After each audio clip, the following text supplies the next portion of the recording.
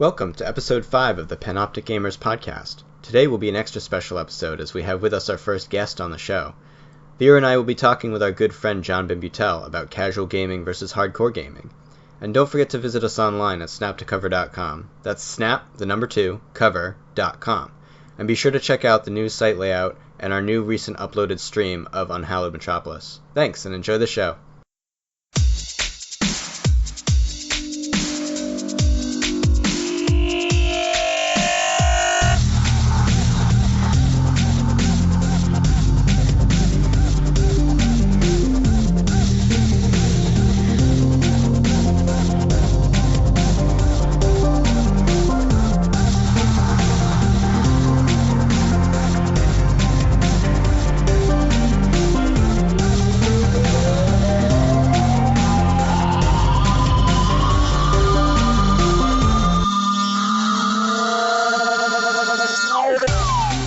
Alright, so we're live. Do you want to introduce yourself at all? Like, give a short little introduction? Sure. No, dude, we should be introducing him at first, and then he can say his little high shit. You know, High shit? Wow. Yeah. Hey, you guys! Hey guys. Hey, guys! Yeah, pretty much, man. Well, welcome. This is a new episode. Whatever. I did not. I don't know how to do introductions. We don't do introductions. We just go into the shit. This week on Panoptic Gamers, Jon Bindbeutel. Guest starring this guy that nobody knows, Jon Bindbeutel. He's known in I'm a gentleman and a spheres. scholar. I will have you know. Yes. He's known in many spheres. I have many leather-bound books. Yeah. You do have books. They're over there. I don't know about leather, but there are Some books. Some of them. A few are. Yes. So we wanted to talk about some casual gaming versus pro gaming versus regular gaming. Why don't we start over with that intro? What are you gonna do? Like cut that to pieces? Probably. Start an official. Probably. Do you want an official intro? Because we can do an official intro. Just do your weekly intro. You got to say We what don't it's do about. a weekly intro. We just start talking. You listen to us? We just No. bam. The reason we do that is because it's more natural to just start talking. All right. No, I'm not saying like an intro. Just be like this week, But I guess you kind of just get to. Well, I was gonna, Well, but then so this is you interrupted me.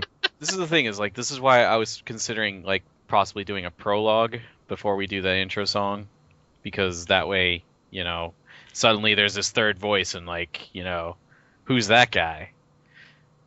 But what? Okay. I like where your head's at, Vera. It's pretty cool. I like that. Wait, there's another voice. Who is it? All right, yeah, let's just go. Okay.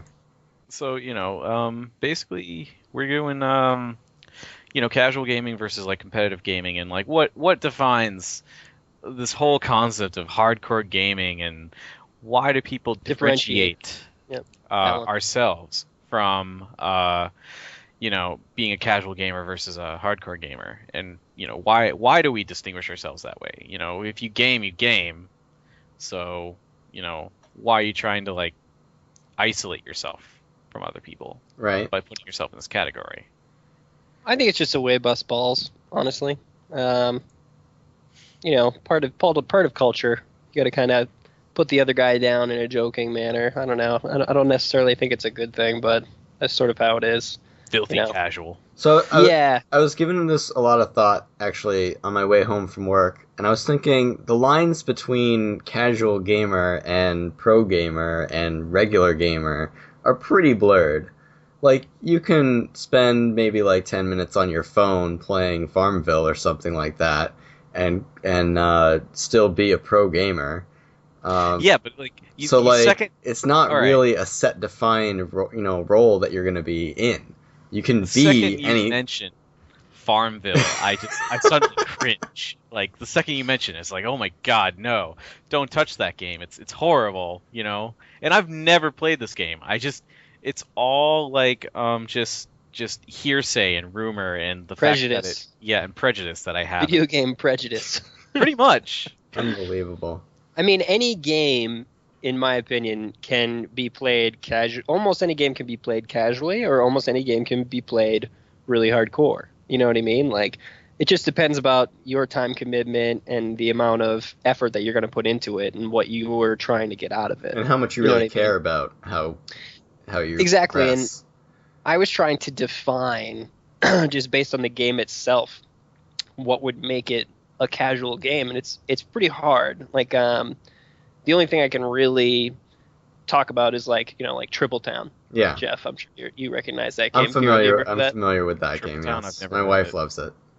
It's an iPhone game. I think you can get it on Android too. It's like a match. It's like a typical match 3, except the board starts out pretty sparse and empty, and you drop stuff in and match it, but then also you have to spawn like bears that run around, and you have to kill the bears, and it's just a match game, but it's like Wait, the graphics are cute and bears. they're Wait. hoppy, and there's Wait. like little tiny people that walk out of houses and kind of like walk around the screen and stuff, and A match game like Bejeweled.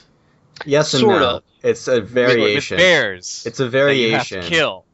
And it's cutesy, but you have to kill bears in it. Yeah. So Yeah, imagine like a board with a certain amount of X by X squares, and then there are trees in between them, but you have to like join the trees. The shrubs will become bushes, and the bushes will Grass? become trees, and then the trees will become forests. God, and the this forests. sounds like So it just like compounds and compounds, and you have to see how far. 2048. It's exactly like that. Pretty like Except what? with cutesy more graphics. or less like And 2048. you have bears that you have to kill. So the What only was- difference between Triple Town and 2048 is that instead of moving them like all the way to one side and then to one side and then to another side, you're planting these trees, and they like kind of form together, and then you have to plant another tree, and then it forms together. That kind of stuff.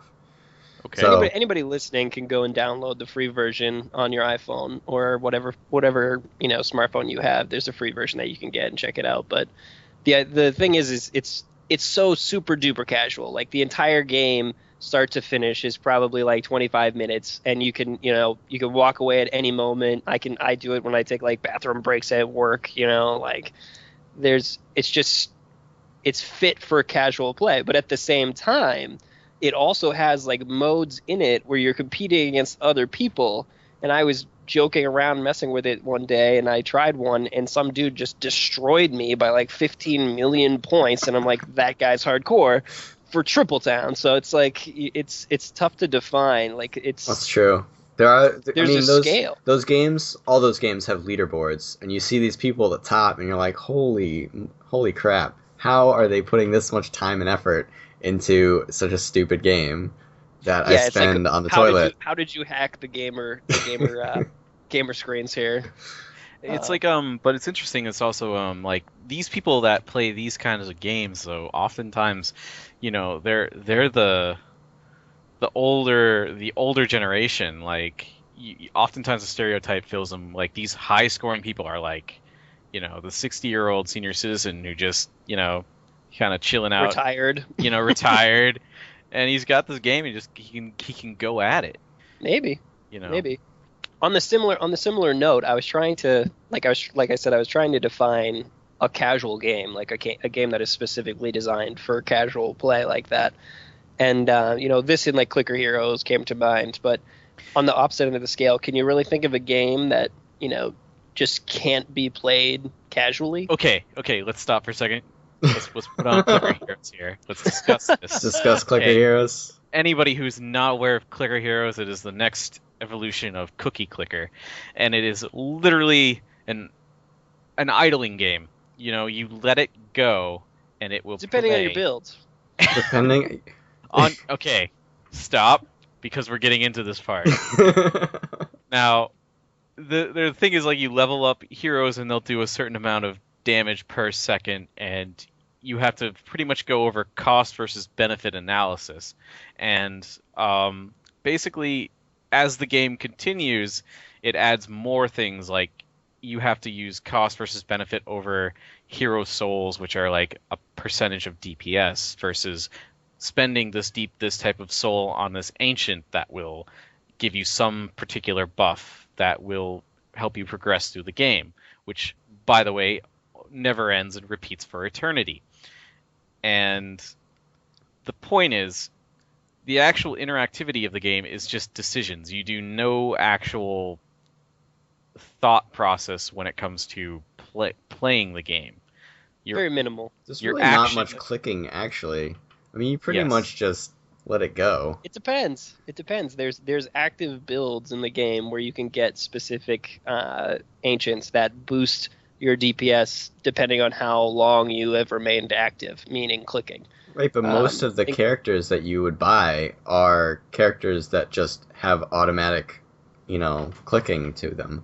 Right, they deal regular DPS as opposed to your click damage, but there are ways where you become active, and there's always the cooldowns, because when you use your in-game cooldowns, you deal more damage for clicking, and it's more than the DPS could actually be once you get to that level. It's really just But the idea, it's really just an And- actuary's wet dream.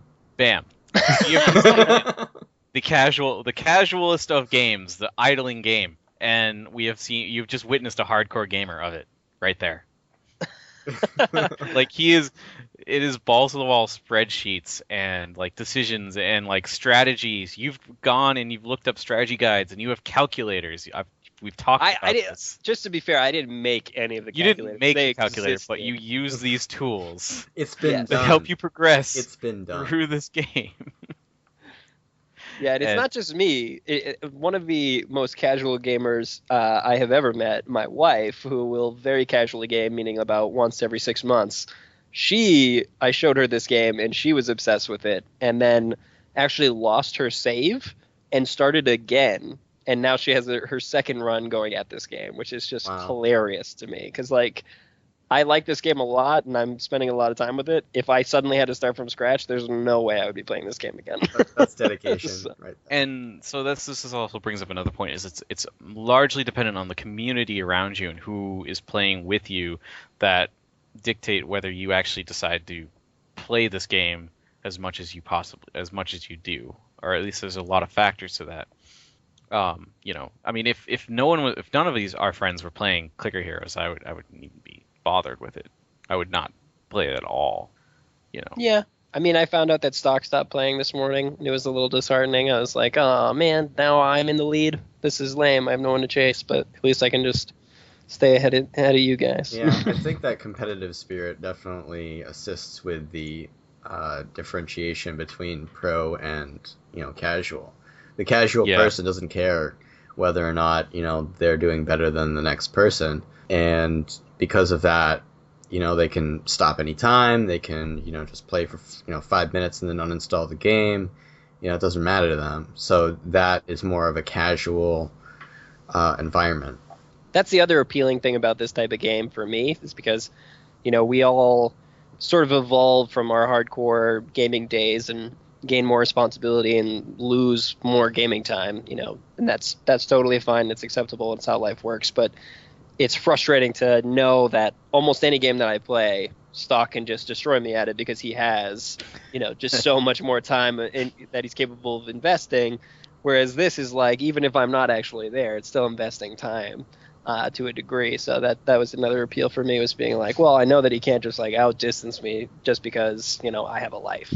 Yeah, I've pretty much given up on keeping up with Stock. In anything. In anything. Yeah. Once he gets his mind on something, he does it. Yep. This is where Stock gets talked about on the podcast and never knows. Yep. I think everybody sort of fluctuates. If you're a gamer, there are some times when you're going to absolutely latch onto something because you love it so much and you'll play it nonstop. And then there's times where you're going to be busy with other stuff and everything's going to take a back burner to real life and stuff like that. What are some of your most hardcore moments in a game in your history? Like, what's a time where you remember you were like, I didn't sleep? Do you guys have stuff like that? Oh, yeah. Well, for me, it was WoW. I played WoW heavily in college. And I definitely there were a couple nights when I spent just gaming all night because I didn't have anything else. I did it with Squino, and hung out with him, and we were just I forget, we were either raiding or just doing dailies and stuff like that. I don't remember. It was a long time ago. But anyways, yeah, I definitely wowed it up a lot. Leveled up characters and went nuts. I mean, Yeah. the most recent games that are my weakness are games that often involve crafting. Minecraft was definitely one of them. I remember one of the most fun projects that was actually with you, Benny, where we did the castle. We did a survival mode castle. And I remember that, yeah. Yeah, we made an entire tunnel to our castle, and then we the tunnel itself was a feat. It was like 10,000 blocks long. It was insane. Yeah, and then it's like, okay, we made this castle. Now, how are we gonna make it human-proof? And we built a moat of lava, and that ended up taking days because we had to Carry the lava. Scoop the lava up, carry it up.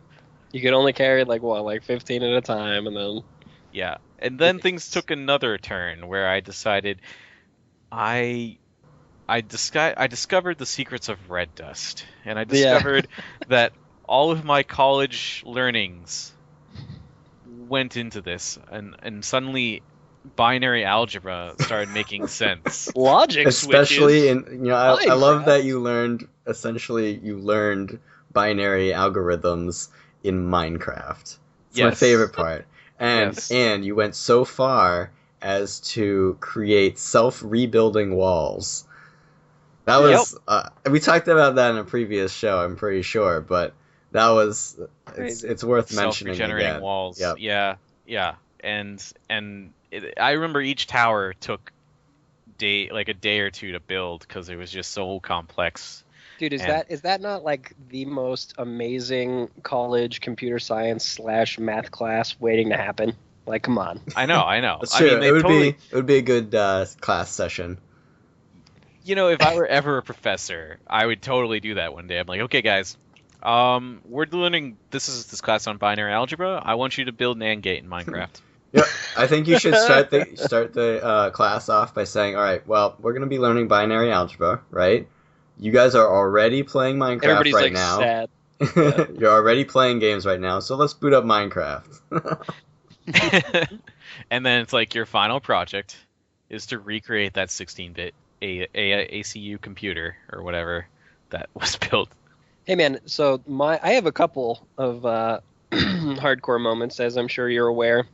I could talk about WoW easily. I could talk about, the D3 release where me, Squino, and Stock took like a week off of work and just played insane amounts of Diablo. I could talk about those things, but I also wanted to break out of, the actual computer game or even video game genre a little bit. And I was really, really hardcore into Magic for a while. Yep. Yeah.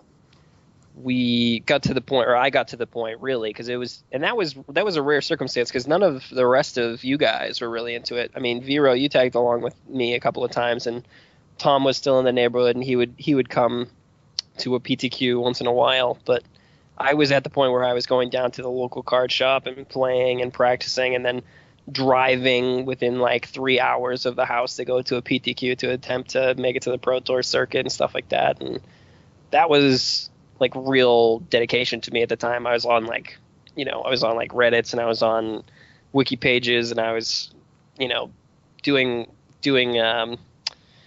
mock drafts and mock sealed tournaments and all that sort of thing, and all that craziness. And I guess what the whole point of it is just that, it seems like if you're a gamer, most of the time you're going to have ebbs and flows. Sometimes it's just going to be like, oh, I haven't left my chair in 18 hours. And sometimes it's going to be like, oh, I haven't touched a computer in 3 days, 6 days, 2 weeks. Yeah. So let me ask you this, though. Were there any, is it possible to have a casual Magic experience? Because I know that when I started sort of dabbling in it, I was like, I can't afford the cards. I'm not going to just spend money on a packs that I'm never going to really play all that often. So like I feel like the casual environment in Magic is kind of, small. I'd say there is. There's a few casual environments in Magic. there's just the guys who have starter decks and just want to learn how to play, and they'll just mess around playing with each other. Or there's like Duels of the Planeswalker, like the the PlayStation game or the computer game. You can play against people on there, and that's just a one-time buy game, and you get the pre-made decks in that, and you can edit them slightly. And then the other thing is a big format that broke into Magic Online, and I think they have them in actual tournaments now too, is called Pauper, which is that you can make a deck. You have to make a deck where no card in the deck is more expensive than like 25 cents. Okay. So you have to literally use sort of like the lower tier of card value, so they're not as impressive, but then you rope them all together and you have to try to make a deck that works.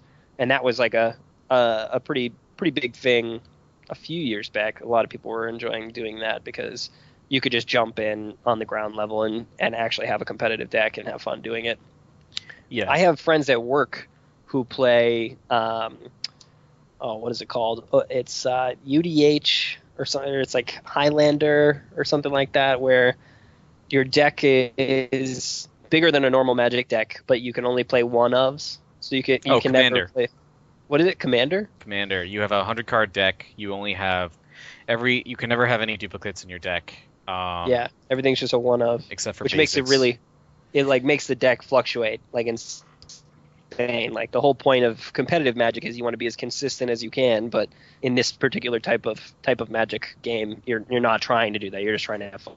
But it's interesting because in Commander decks, I play him a lot with my friend Paul, because he owns a bunch of these decks that he's put together, and they oftentimes have like really obscure, expensive cards that you'd never use in any other format, because they never last long enough to get out these expensive cards. Right. But you often find yourself using a whole bunch of weird cards that do almost the same thing, so you can get that kind of consistency that you want from the deck. Because that's how wide and varied Magic is, that they make all these kinds of cards and they do almost the same thing, because that's how long it's been out. I mean, that's just another example too. Like that's a game format that was designed to casually play with friends in a store, and yet people are taking it seriously enough to go through all of the Magic sets and get similar enough cards that they're technically breaking the rules, but not really. Okay. So that's just another example of like what really defines casual. It's all about how much time. But at that point, it becomes more of a pay to win kind of schema, because then you have people who just like dump money into cards that they can build whatever they want and ruin. Trust me. I'm on your side on this one. It's why I eventually stopped playing. It's just like such an outrageous money sink. Yes. You know what I mean? Yeah. It's a huge money sink, and that's one thing I want to argue, is that Magic itself is not a game that caters to casual play. It's gotten such a following, and it's such a huge and profitable game that why would they make it a casual game when people will sink so much money into it? I'd say that competitive Magic is not casual. But if you were you can buy a deck of Magic cards and just play it with your buddies, and then you're playing Magic casually. Sure, like you can play with friends. We used to play Magic casually in the city at Cherokee, where we would just, it's 11:30 at night. We've been playing Rock Band for 3 hours. You want to play a game of Magic, and we just crack out a deck. Well, you can't play casually with anybody, like with strangers. If you want to go out and play in community, you just can't do it. Absolutely, you can't do it at all. You just have to focus on poning. I think that is like the nature of those trading card games, though, because I remember when I was little, Pokemon was a huge thing, and I just started accumulating cards that my friends didn't want or something like that. I would buy a few decks here and there, or a few packs here and there, and then just mess around with it. So I guess I was casualing it a little bit, but at the same time, like right now, I have no use for the cards that I have. And there's no one I know who, plays Pokemon. Not that I would want to play it anymore, again. There's plenty of things I would rather be doing. But again, it's still, that's the nature of trading card games, is you end up getting cards, and then you have them, and then do what you want with them, I guess. Let's jump into Hearthstone then. So this is like almost a next generation concept to trading card games in general, because it's a completely digitalized game, for one thing. And another thing is that you can earn the cards through quests, and winning you can get gold, which allows you to either buy packs or allows you to play in the arena, which will reward you with packs. Yeah, you could argue the correct answer to your question, Jeff, can you play Magic casually, would have been yes, you play Hearthstone. That's true. Well, I would consider Hearthstone more of a hybrid of casual versus hardcore. It's definitely a lot more diverse than any of the actual physical trading card games. Even Magic the Gathering, Duel of the Planeswalker on Steam, I would consider more of a hybrid between casual and hardcore, because of that that entry level. You don't really need money to succeed. You just need either time or money. Yeah, Hearthstone is the same way. If you start playing Hearthstone, it teaches you how to play, and then you can then drop $50 on it and probably have half of the cards in the game, or you can sit there and grind it out like most of us did, which is just you sit there and you do your daily quests and you gain gold and you play arenas and you win packs and you open packs, and then that just slowly builds your library in the game, which allows you to actually go into competitive play. That's true. Yep. And it's I gotta give it to Blizzard with their daily quests. It kind of keeps me going in that game when it comes to Hearthstone. It's like, I don't want to really spend too much time, but I end up sinking like at least an hour into the game a day if I have the time for it. Just finishing the daily quests, because after you accumulate 3 quests, then suddenly you won't get any more daily quests, and so you feel like you're kind of just you're burning money if you don't play. Right. That's how Blizzard gets you with that little addiction stick. Yep. They just poke you with it. It's very subtle. It's just right in the back of the neck. It's a little prick, and then you just feel better. And then I took it really seriously. Yeah, then they go out with they come out with a expansion pack with a whole bunch of new cards and a whole bunch of new. Pay $20. We reskinned a bunch of stuff. Yeah. Come on. Plus, you can get this little horse in WoW. I took it really seriously, and I really liked the arena aspect of Hearthstone. Like, that was my favorite part about playing Magic competitively, was limited season, which was you didn't bring a pre-made deck within a certain genre of cards. It was literally, you came in, they handed you 6 packs unopened, and you opened them and built a deck on the spot. So that was sort of the most interesting aspect of it for me, because it wasn't just how much money have you sunk into this game, how much time have you spent play testing, that sort of thing. It was more like, do you understand the set really well? Can you throw together a good deck based on 6 random packs quickly and then play it correctly? And that was sort of what really tied me into the competitive Magic part of it, was because that I found that super interesting, because anyone who has tried to play Magic competitively, you play the same deck hundreds and hundreds and hundreds of times against every other deck that's regular in the meta, and that's just, it gets so old sometimes, and you just start to lose an edge because you start getting bored, or it's just like, oh, I've seen this 100,000 times. Whereas when you're playing limited, it's like every time you go and play, you have a brand new set of circumstances. It's a new deck to you. You have to figure out all the little facets of it.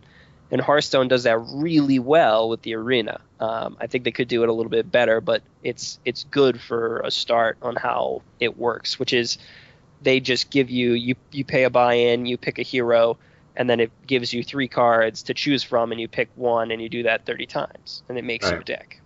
I think if they didn't have that, it would definitely lend itself more towards the hardcore gamer side of things, because the whole point of deck building is that you have to be aware of how things work with other things, like how cards work with other cards, and and having that kind of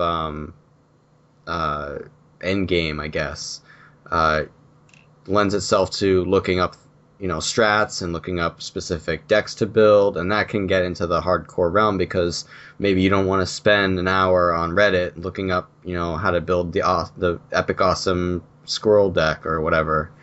So, and that's really the one thing that's kept that game going is the arenas, and it's also for the casual gamers who don't want to spend the money on it, the best way for you to generate packs because you have to do better than 7 wins in the arena, and then you win your gold back, and then you just get the pack for free, which is really actually after like an hour and a half time commitment. Right. Yeah.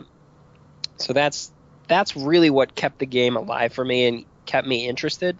I did attempt to run at Legend, which is the ranked play, trying to go up the ladder. It's just an incredible grind, and it's everything that steered me away from Magic was just playing the same deck over and over against the meta and all that sort of thing, and all the little constructed criticisms and tweaks and understanding every aspect of a particular situation that you're in, all that stuff. It just gave me a headache, and that's why I didn't play Magic competitively past like limited season, because it was just too much memorization, too much time in the chair, so to speak. But that was the best part of Hearthstone, is that they had that arena, but they really just need a little bit more content in that game because there really isn't much there. It's the X pack was cool, and they give you like the little mini game sort of stuff with the bosses you have to fight, but it's literally just arena and ranked play. They need like a third,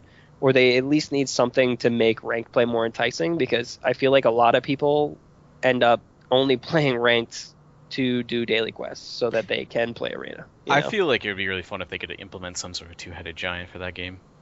It would be cool. I don't think they could do it on any kind of ranked fashion. It could probably be just like, on the side. But I think I also read in the Reddit that they have no plans to do something like that. So no, I doubt it. Yeah. So I kind of want to talk about League of Legends too, because that falls into the realm of casual versus hardcore. It's like the kind of both, though. That's one of those mid. It's mid-range. Definitely both, and I wanna explain why I say that. One thing I want to mention is that I'm still not level 30 yet. I'm actually level 27, and we've been playing since it came out. So there's that. So sad. Yeah, you are the absolute, like, the definition of a casual League of Legends because player. I've only played when you guys have played. That's why I have not leveled up. Yeah. Yeah, so every time we play with Jeff, like, the matchmaking's so much easier on us. It's like, oh, we're winning. Why? Yeah. But yeah, you get the hardcore gamers. Obviously, they play competitively, and there are HCSs. So Would you say that League of Legends ruins friendships? At least for a few days. Ruins friendships. Does it though? Ruined a few. We're still friends. I don't know. No, I mean not permanently, but like me and Jones were just like at each other's throat for a few days sometimes, because both of us knew how to play the game, and both of us expected certain things of each other, but both of us did not do those things. The game is no. What it is League is very unforgiving, and it's not unforgiving to the individual player because you rely on a team in that game more than any other game I've ever played. Like, you are relying on your teammates 100% of the time. Not that we have a large following, but let's just expand this to the MOBA genre, because I mean a lot of people in like Dota 2 will scream at us because compared to like League of Legends, Dota 2 has a lot more to it. Like I believe there's creep denial, and there's so many other things that you have to do in Dota 2, and then they simplified it in League of Legends. And then, if you want to take it another level, they simplified it even further with Heroes of the Storm. Yeah. The game is simple. It's stupid simple, but it's also at the same time like, so now you have in League of Legends you have individual like leveling up in XP, and you have items. In Heroes of the Storm, you have a group EXP, so everybody on your team is the same level. And if the other team levels, the entire team is an entire level higher than you. And and it's horrible. It's just like they're just destroying you because they're one level higher, and you're just like you can't engage them. It's such a right, and there's no items to buy or anything and there like is that. no items You in just this game. you just put your points into a like a talent tree or whatever it is, and then you get buffs to whatever abilities that you have. Yeah, MOBAs in general, though, it's the most intricate team play I think I've ever seen in almost any game. And I think that's what lends itself to you sort of have to, if you're trying to be competitive, you have to criticize the people that you're playing with constructively, or attempt to do it constructively. But when you're just getting absolutely destroyed, sometimes it doesn't come across right. Yeah. No, it doesn't. And then there's a level, like, you want to criticize, but then also there's a level that you get to where that person just can't get better. Like that's it. That's what they can give. And Yeah. it does. It's definitely a toxic environment at some points, but you just got to go into it with the right mindset. So to give an example, Vero and I were playing some Heroes of the Storm yesterday, and we were playing this map where you have to get the like a top station and a bottom station. Two shrines, right? You have to occupy both, and then the middle one will become available, and you have to take that one, and then you get this like super powerful monster that you can just destroy with. So we had the Dragon, right? So the Dragon Knight. So we had the two, and I was going with my team, one of my teammates, and Vero's yelling at me, "Go south, go south." I'm playing a healer, so if I get destroyed, I can't, like, if I get attacked, I can't do anything about it. So I'm trying to support my teammates, and Vero's yelling at me to go to the mid, and I'm like, I can't really do that. I'm just gonna get destroyed by the other team who's already there. So yeah, I know. Exactly. I was wicked frustrated in this game because bringing the quarrel to the podcast. Yeah. Frustrated. Yeah, and that game, MOBAs often can harbor a lot of frustrations because you're so close to achieving your goal, and it's like the other team just deny. It's just a straight up denial, and you just find yourself completely just smited of all hope. It's and you're PvP really at its frustrated finest, about man. that. Huh? It's PvP at its finest. Like in WoW, when you PvP'd in WoW, because that's what it is. It's just like a very large scale player versus player battle. Mm-hmm. You know what I mean? And in WoW, if you got destroyed, you didn't hate on your teammates. That didn't really happen unless you were like sort of like arenas in WoW was sort of like the same thing, because then it was just but it was just you, but with regular like WoW battlegrounds, that never happened, and it's just because there's like 20 of you, right? I think exactly. because the teams were so big that it didn't really make any difference. You can just sort of, oh well, it must have been everybody else on the team, not my friend. Yeah. And then you look at the scoreboard and you just feel like, oh, look at that guy, he sucked, and then you move on, But that's it, with League of Legends, there's 5 of you, and if one of you just does stupid things, it's easy to see, and you just start to think that maybe he's bringing you down, Yeah.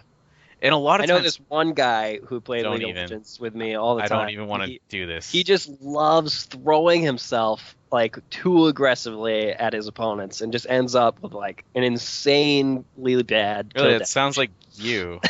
Oh, that sounds like me. I don't know what you're talking about. I play recklessly either way. I mean, I only throw myself at my League of Legends opponents if I am playing Death Pony. Yeah, back in the day. No, it's Shyvana too. Back in the day when he actually played Summoner's Rift and not just ARAMs all day. All day, every day on the reg. Dude, Summoner's Rift, all day. I wish that you guys still played that. The ARAMs can be fun, but at the same time, it sort of like steals part of the aspect of the game for me. Oh, it's like, ARAMs made me love the game. It's great. Hated it. It's great. I hated League so much because it was just so frustrating to play. But then when they came out with ARAMs, I was like, oh my god, finally a time when I can suck and not be called out for it and be okay. Nobody cares. Nobody cared. But the thing that I hate about ARAMs is there's just team comps where you just lose. Like, you just look at the start screen, and you're like, I'm about to waste 25 minutes. You're like, because all right, there's no chance. it's over. Yeah. That's but frustrating to me. it was actually really interesting. We had we played a game today. I played one right before we started this podcast, and it was four of us were tanky people, and then there was a Karthus on our team. So we had no damage, but we ended up destroying the other team, which had damage dealers. It was really interesting how we pulled that one off. We just took. They're too squishy. Yeah, they were the too squishy to damage ratio is the problem. It's like they deal more damage than you do, but your health is better than the amount of damage increase that they do. So you can just get in on them and kill them before they have the opportunity. So it kind of makes sense. I've seen team comps work like that in Summoner's Rift. In actual competitive play the same way, but I feel like with all that being said, I think MOBAs definitely have the highest spectrum of player base. They definitely have a lot more casuals, like a very broad spectrum of casuals, but as well as the pro gamer circuit with millions of dollars riding on a game. Yeah, let's also put the point that League of Legends, Hearthstone, all of these games, they're not horrible time sinks, and that's one of the great things about them is you can invest between 20 and 40 minutes into a game, and then you're done. Right. Casually. Yeah, yes. You can. Yeah. Unfortunately, every time I want to play a game, I'm like, oh, I can sink in one game. It turns out to be this epic struggle that lasts an hour, and I'm like, this is the longest League of Legends game I've played, and I can't play it right now. I have to go. Yeah, that's one of the reasons why I really couldn't play all that often, is because if I wanted to play, for a little bit, I can't. I have to dedicate, at least an hour per game, even though I know that one game might not take an hour. You still have to give yourself that time to say, okay, well, it might go that long, so I kind of have to deal with it. ARAMs are pretty reliably 10 to 30 minutes long, max. 30 minutes is an epically long ARAM. Yep. Then there's Dominion, which no one plays ever, but is a reliably 20-minute long game every time.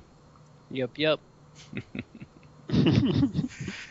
Out of curiosity, what about games like first-person shooters, like Call of Duty or Battlefield 4 or something like that?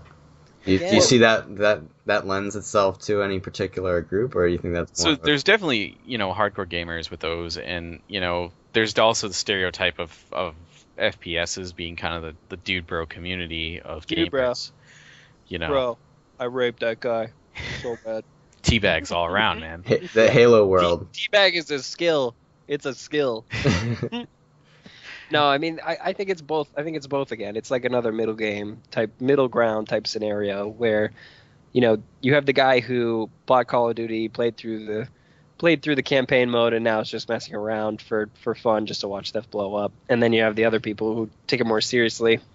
Before Call of Duty was Halo, and me and my sophomore college roommate Ryan. Do you remember Ryan Vero? Yeah. We took Halo way too seriously, to the point where we would play 2v2 and we would have two TVs next to each other so that we would each have a full screen but be capable of seeing where the other person was. Yeah, I remember those days. I'd knock on your door. I'm like, hey, Benny, you wanna go out and do something? we're on a 14-game winning streak, bro. Sorry. Okay, Benny. We'll see you next week. Yeah, and shut the door, and the lights would be off in your room too.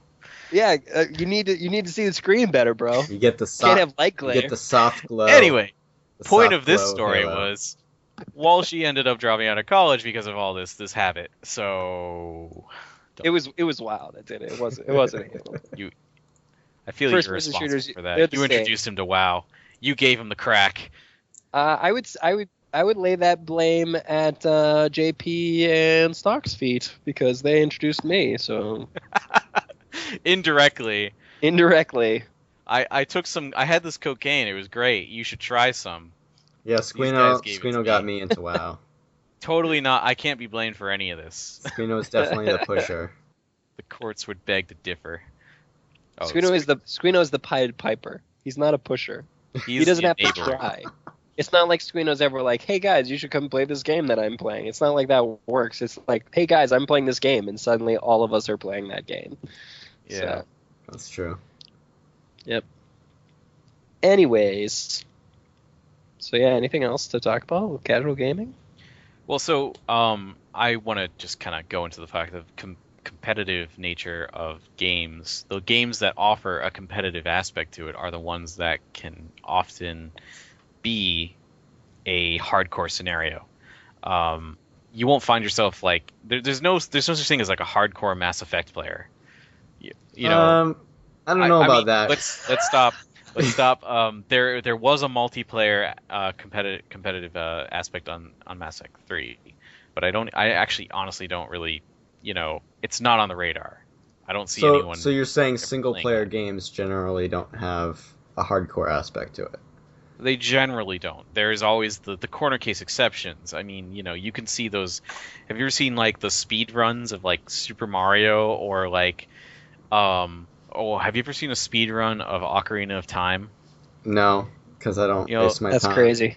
well, okay, so Jeff's too casual. I to mean, watch you've games. all played the game, right? Yeah, Ocarina of of course. Time. No. You Who know, hasn't, great though? game. It was our child. It was like a childhood memory. And you watch a speed run of this game, and your childhood is ruined. Ruined because they take every single flaw in the game and they exploit it and break the game to hell. Yeah. And you're just like ruined. I can't. Well, yeah, like that Mario level where you like break the roof and then you just run along the roof for the entire game, and then that's it. Oh, I just skipped 40 It's like, zones. okay, well, Sweet. that kind of defeats the whole purpose of playing Mario. I could just as well not play Mario and do the same thing. Yeah, so this is why I find speedruns so upsetting. But I mean, if you want to go for hardcore single players, these speedrun guys are like the hardcore version of like single player games. I think, in my opinion. I think we True. should wrap up with the let's have like a PSA announcement, ladies and gentlemen. Don't call your friends casual gamers. It hurts. It hurts. You don't know what your words can do. Yes, you should just call them filthy casuals. You know what? Some people are proud of being casuals, okay? And those people don't shower. Because they're filthy. Is that Yes. what you're implying? I see how it is, Vero. You don't have to deconstruct the joke. You can play a game casually. You can play a game hardcore. The idea is, play the game however you want to play it. Whatever floats your boat, man. Have fun. So, have fun. Good luck, have fun. Pwn noobs. If you can. When there's noobs to pwn. Yeah. You know.